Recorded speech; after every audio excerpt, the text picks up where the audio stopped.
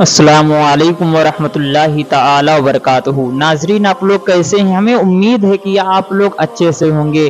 دیکھیے، آج کا مسئلہ جو ہے، آج کا بیان جو ہے، آج کا واقعہ بہت اہم ہے، جس کو ہم تمامی حضرات کو چاہیے کہ ہم اسے بغور سماعت کریں۔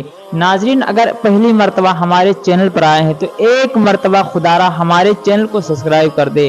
دیکھیے، 3 شخص ایسے کون ہیں جن کے اوپر اللہ کا عذاب زیادہ طاری ہوگا؟ 3 ایسا شخص کون ہے جس کے اوپر اللہ کا عذاب برسے گا؟ آؤ ہم آپ تمامی حضرات کو بتاتے ہیں، پوری باتیں بتاتے۔ 3 شخص کون ہے؟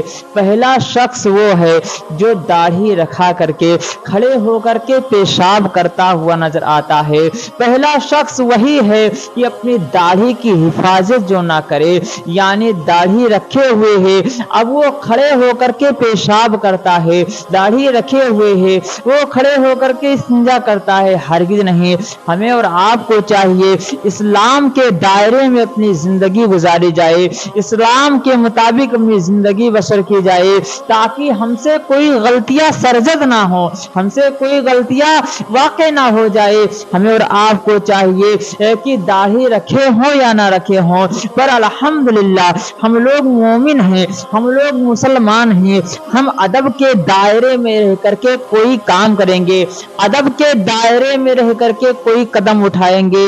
جیسے ہمارا اسلام یہی سکھاتا ہے بیٹھ کر کے پیشاب کرنا، ہمیں اور آپ کو چاہیے کہ ہم بیٹھ کر کے پیشاب کریں، تاکہ اللہ تبارک و تعالی ہم سے ناراض نہ ہو۔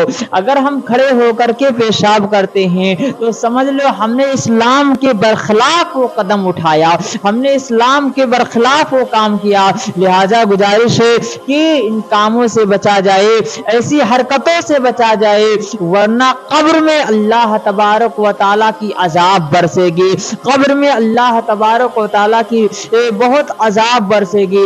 ہمیں اور آپ کو چاہیے کہ ایسے گناہوں سے باز آئیں، ہمیں اور آپ کو چاہیے کہ ان کاموں سے باز آئیں جو ہمیں جہنم کی طرف لے کر کے جائے۔ بالکل ہم ایسا کام نہیں کریں گے۔ ہاں، کھڑے ہو کر ہم کر سکتے ہیں، مگر کب؟ جب عذر کرتے ہیں کھڑے ہو کر کے تو گنہگار ہوتے ہیں، گنہگار ہوتے ہیں۔ اور بعض رات کیا کرتے ہیں؟ دوسرا شخص کون ہے جس پر اللہ تبارک و تعالی کی عذاب برستی ہے؟ دوسرا شخص کون ہے؟ دوسرا شخص وہ ہے ماں باپ کا نافرمان، ماں باپ کا نافرمان، ماں باپ کا نافرمان اولاد ہے جو اپنے ماں باپ کی نافرمانیاں کرتا ہوا نظر آتا ہے۔ اللہ تبارک و تعالی فرماتا ہے کہ جس نے اپنے ماں باپ کی جو میری خوشی چاہتا ہے رکھے، اگر وہ چاہتا ہے کہ اللہ خوش ہو تو سب سے پہلے وہ اپنے ماں باپ کو خوش کرے، کیونکہ ماں باپ کی رضامندی میں خدا کی رضامندی ہے۔ ماں باپ کو اگر ناراض کرو گے تو خدا ناراض ہوگا، اگر ماں باپ تمہارے خوش رہیں گے تو خدا بھی خوش رہے گا۔ تو نافرمان اولادوں کے لیے ہے جو اپنے ماں باپ کی نافرمانیاں کرتے ہوئے نظر آتے ہیں، قبر میں ان کے ساتھ کیا ہوگا؟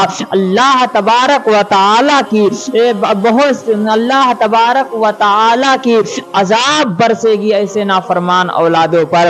لہذا گزارش ہے کہ اپنے بچوں کو علم شریعت سکھائی جائے، اپنے بچوں کو دین کی تعلیم دی جائے، وہی بچے آگے چل کر کے الحمدللہ وہ ضرور کامیابی کی بلندی کو چھوئیں گے اور عزت و احترام کے دائرے میں رہیں گے۔